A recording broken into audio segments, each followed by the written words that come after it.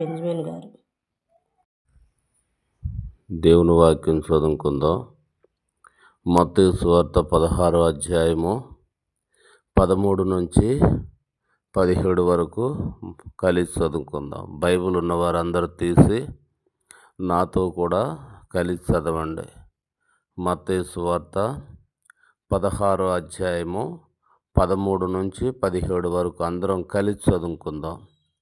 యేసు పిలుపుదైన కైసరయ ప్రాంతమునకు వచ్చినప్పుడు మనుష్య కుమారుడు ఎవడని జనులు చెప్పుకొనుచున్నారని తన శిష్యులను అడుగగా, వారు కొందరు బాప్తిసమిచ్చు యోహాననియు, కొందరు ఏలియా అనియు, కొందరు ఇర్మియా అనియు, లేక ప్రవక్తల్లో ఒకడనియు చెప్పుకొనుచున్నారని అనిరి. అందుకు ఆయన, మీరైతే నేను ఎవడనని చెప్పుకొనుచున్నారు అని వారిని అడిగను.